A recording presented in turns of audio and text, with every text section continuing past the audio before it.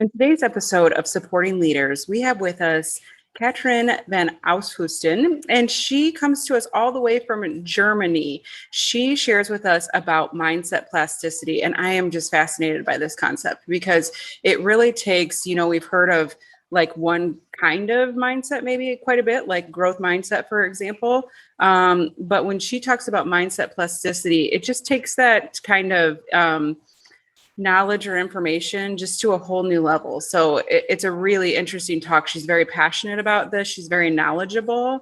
And we also talk about the importance of examining your values and your beliefs and really questioning them all the time. So let me tell you a little bit about her. She is an expert on the topics of understanding mindset, questioning mindset, and developing mindset. She focuses her work on the practical tools and methods for working with mindset to boost personal and organizational development. As an experienced coach and organization consultant, Katrijn has guided individuals and teams through the process of coming to understand why their mindset is important, what it is comprised of, and how to evolve mindset. In many cases, people have seen that they are more than their mindset and have found lasting freedom from limiting beliefs in themselves and their organizations. She learned the importance of mindset work through experiences in her personal and professional life and from her practice of meditation, self-inquiry, and Advaita Vedanta. She also completed the School for the Work with Byron Katie, who teaches an effective belief inquiry method. Mindset is everything, but not because we need a better one. Humans have the capability to go beyond mind and to discover the freedom and potential beyond limited thought. Enjoy this episode. Well, in this episode, we have Katrijn van Oudheusden. I am so excited to have you on this show because I've been following you on LinkedIn for a little bit and you are posting some things. We just talked before the show. It's obviously a passion of yours and you're posting some things I'm really excited to explore with you. So thank you for coming all the way from Germany and talking on the show. Thank you. Thank you for having me. Okay, so I just want to dive right in because one of the things that is on your profile that I'm like, oh my gosh, everyone should be connecting with you. You talk about the key to culture and behavior change. Yeah, well, the key is mindset, and it's not that new, but for some reason, the way we're approaching mindset is a bit of a struggle. So for the longest time, changing culture was about trying to change behavior. So asking people to simply do something differently because you asked nicely or because you promoted new values, or you just told them, right? This behavior is what we need. We need you to be to create innovation, to grow, to think differently, to work together better. But the issue is that our behavior is determined a lot, for a large part, by how we think and what we believe. And that's our mindset. So it's a constant filter that's operating before or on our behavior before we behave. It's determining our behavior for a large part. And this means that you can tell people to change their behavior, but it won't work if they have limiting or specific beliefs that stop them from doing that. And we've been ignoring this side of cultural change. I want to ask you about, I saw that you pushed back on this on LinkedIn and I loved it. Somebody had mentioned the book Growth Mindset by Carol Dweck, which is great. I mean, we read that. I'm a principal and we'd read that in school and it is a good book, but there's definitely some areas where people can push on that. And so tell me about like, what's the difference between, like what Carol might put out in her book about mindset and how maybe some of your thinking or thoughts or research has kind of taken that in a either different direction or pushed on that a little bit? Yeah, so when we finally figured out that we should be talking about mindset, which is great, then things come up like, okay, here's the specific mindset that you should have. So now we're talking about mindset, but then people start telling you should have an agile mindset or a growth mindset or a leadership mindset or whatever mindset they think is correct. So it's prescriptive. And I think that's the wrong approach because even though I agree with you, a growth mindset is great. Mm-hmm. I would love to have a growth mindset all the time. It's I would grow and learn and evolve. And that's, I think, what we all want. The trouble is that, as I said before, I have limiting beliefs or areas that stop me from having a growth mindset. Maybe, probably. and I'm not aware of them. Mm. So it doesn't really help me to just get a prescription for a new mindset. So as long as we're just telling people and not helping them change their mindset or evolve their mindset, then we're not really doing anything. That's the first part.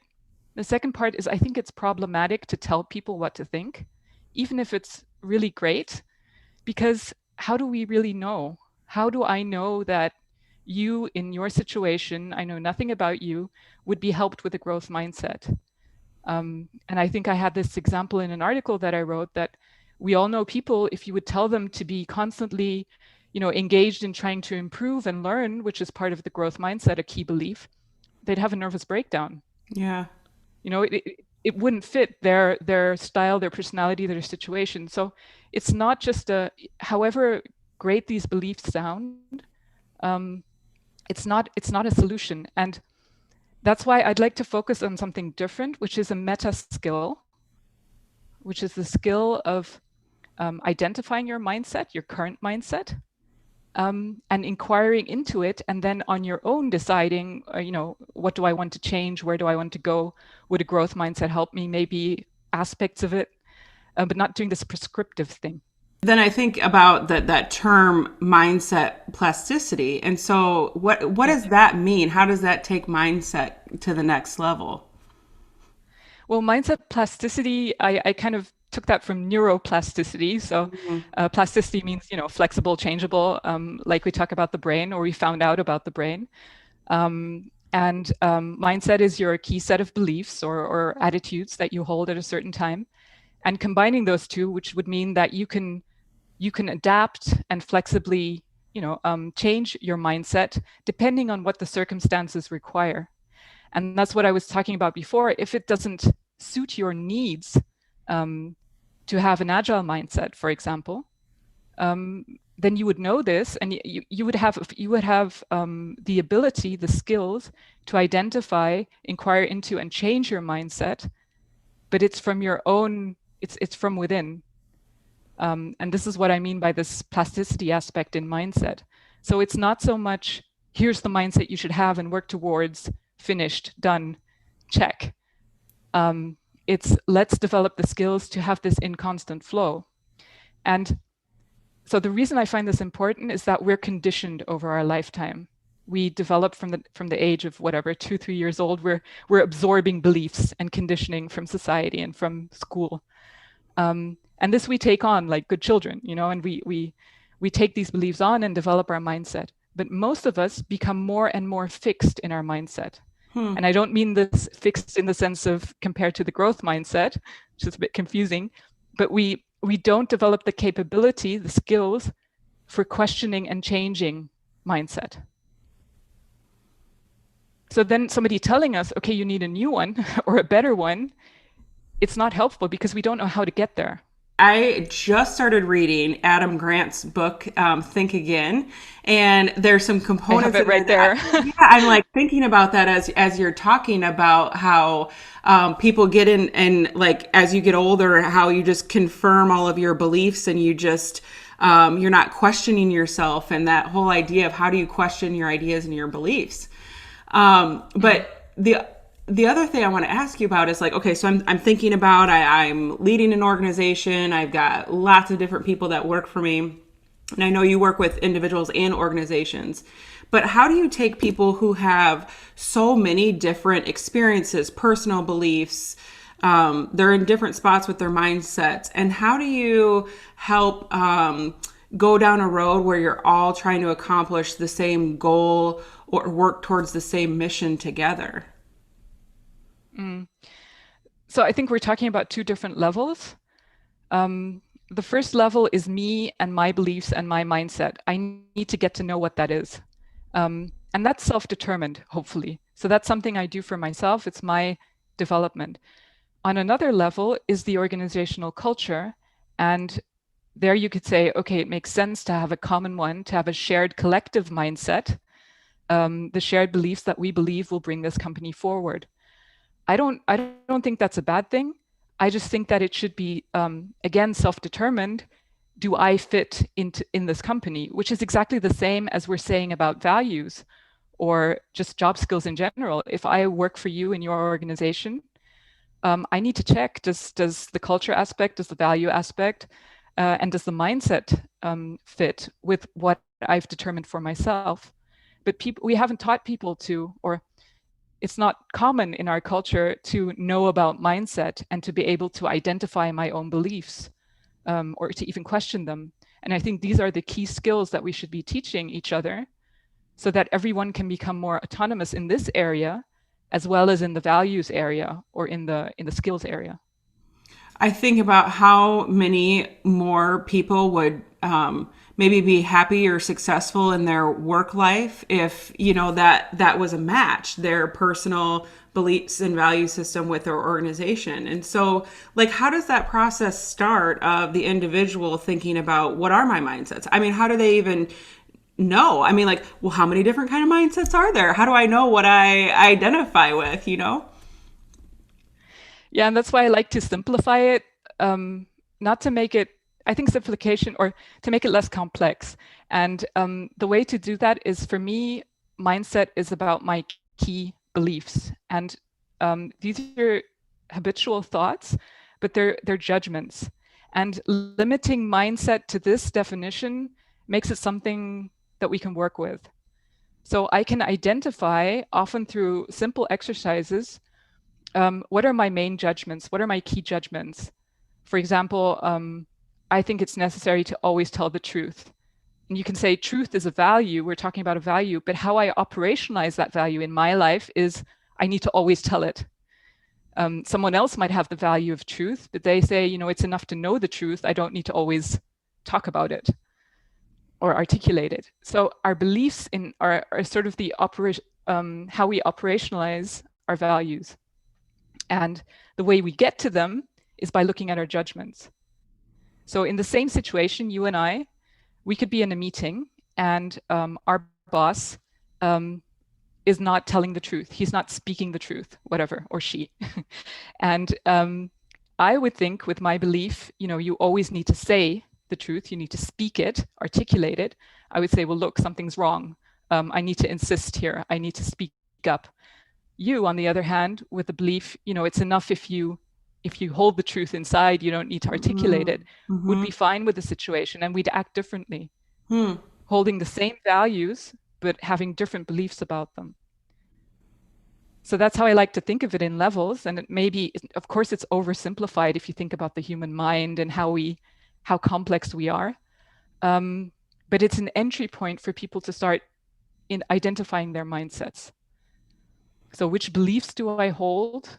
How do they operationalize my values and result in key behavior? Step one is to start to identify some different mindsets or some values and beliefs that you hold. Where does the plasticity or flexibility come in? Like, once you've identified where you're at? Well, so I might have these, we can continue with the examples. So if I have this belief that in all situations, I have to speak the truth or my truth. When did I learn this belief? Maybe as a child, because this was what my parents demonstrated, or it's what I, learned at school at a certain important point in my life. And since that time, I've been holding this belief, and it's very dear to me, and I'll fight for it.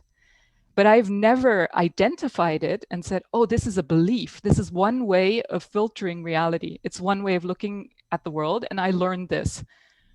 But I've never stopped and reflected and said, you know what? I learned this from somebody else or from society. I'm not sure if it's really mine, if it's really something that I want to hold, or that even helps me in my current life. Often beliefs are very, very old and from parts of society that we now wouldn't listen to as adults, but we still carry them and we still hold on to them because we've never identified and reflected them. So now if you'd ask me, should I always speak my truth? Well, come to think of it, no, it's not very clever. It doesn't really help me all the time. But I learned this as a child, and it's emotional. When I don't do it, something feels wrong inside me. So becoming aware of how this works, and that we hold a whole number of beliefs that don't make sense anymore to us, or they're not helpful, that's a huge step. So let's say that you're the leader of an organization and you're like, okay, I would like to lead my staff in in an exercise where we are thinking about this and analyzing this, where would you even start? Well, you can start in teams or with individuals, and I like to do both.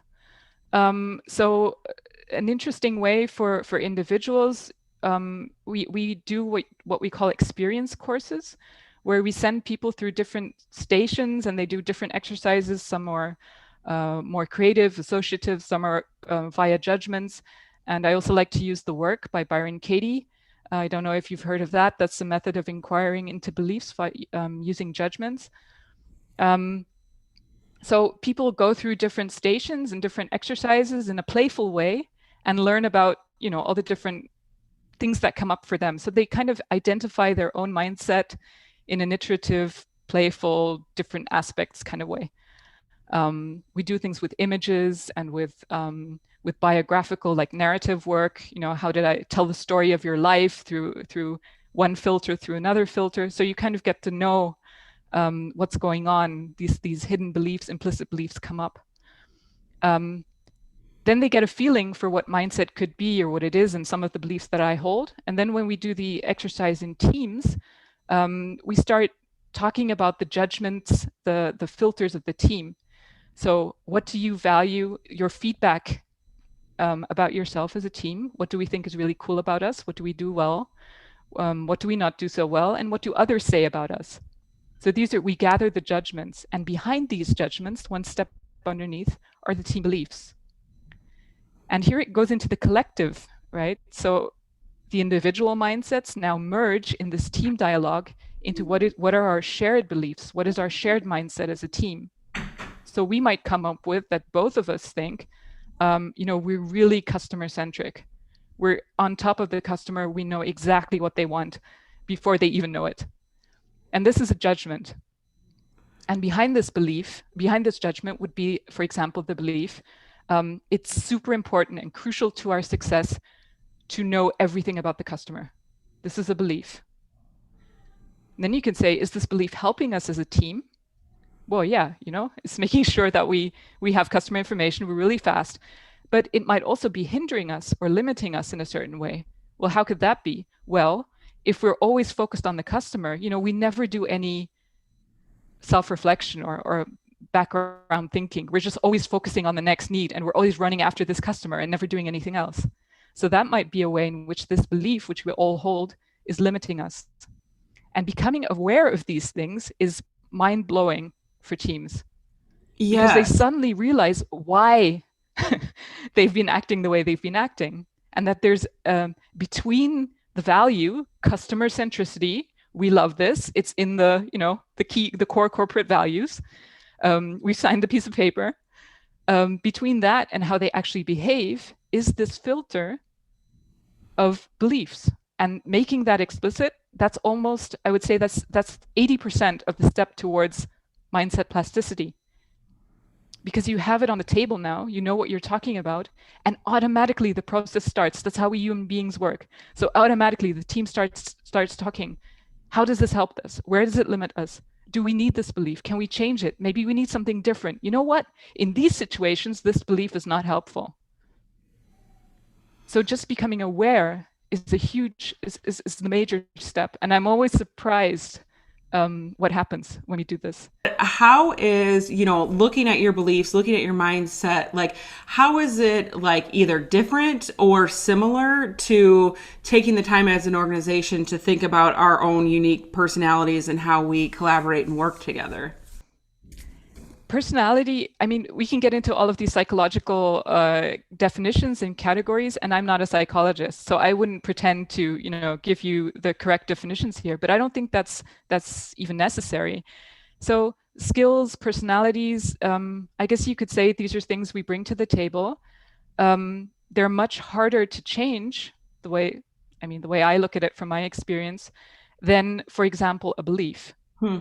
So in my experience, also from self-reflection, meditative, Buddhist backgrounds, becoming aware of the content of your mind is much, much more accessible than, for example, changing a core character trait, or even specific skills. If I'm introverted, it's going to be difficult to get me to be extroverted often.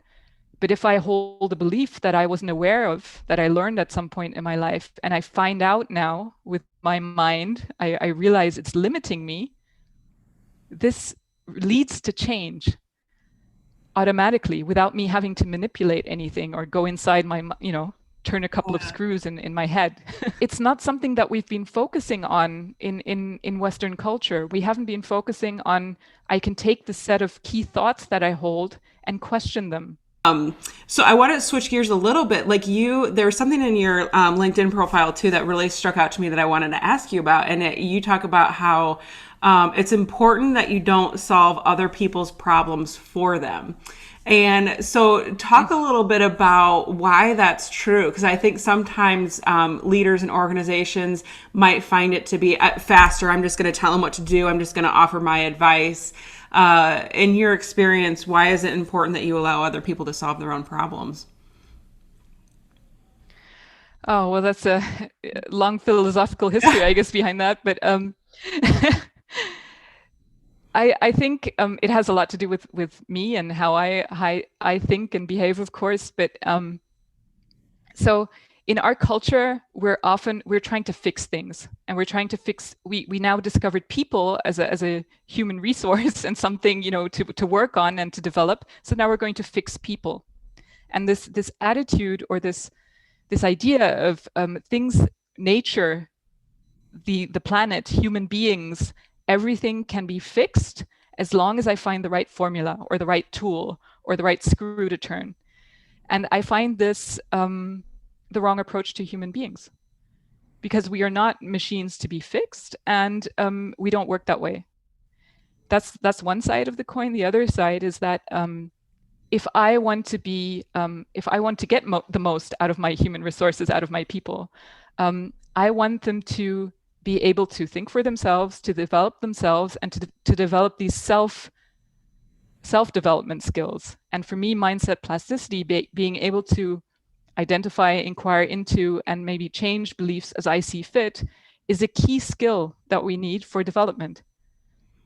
So that's what I mean with not fixing people, not saying, okay, here, you need a growth mindset, please memorize these beliefs by tomorrow. Yeah. Instead, teach people what a mindset is and how to change it for themselves if they want to, if they see fit, if it helps them. Yeah, I mean, it's almost just like so revolutionary because it's so different, I think, from, like you said, like Western culture and sometimes a lot of what our collective experiences are. So if people are listening to the show and they want some more information or they want to get hands-on, I know you've got some events and some things on LinkedIn. Like what are some ways that they can connect about mindset plasticity with you? Well, I'm just developing this, right? So I'm not that long into my journey, but I'm available on LinkedIn for all sorts of discussions and questions, and I do mindset coaching. So for me, the teaching this to individuals in a coaching situation is really helpful, because it's your mindset, and we can go, we can really develop what are you doing and how do you, what's the next step for you in your situation. And I do team workshops, a lot of team workshops, helping teams to identify and question their mindset. So yeah, I'm starting out really on my journey and thinking about this and developing the concept. And I love discussions about this, like with you today, and any questions that people may have and things that could develop my thinking, because it's clear to me that I'm, this is not the final answer on what mindset plasticity should be. So I'm happy to learn. Wonderful. Well, I'll be sure to include links to everything in the show notes. But Katrina, I just want to thank you again for being on the show. It was so fun to talk. This is a little bit different than some of the other shows because sometimes we go pretty broad with leadership, but it was really fun to just narrow in and just talk about one concept and get a little bit deeper with you. So I just appreciate you being on and sharing your wisdom and your knowledge with us. Thank you very much. It was fun to do. Thanks for listening to the Supporting Leaders podcast. For more on supporting leaders, go to www.supportingleaders.org. Here you'll find links to the YouTube versions of our interviews and links to the podcast. You'll also find articles on leadership. To join in on the conversation, find the Supporting Leaders group on Facebook and find us on Instagram at Supporting Leaders.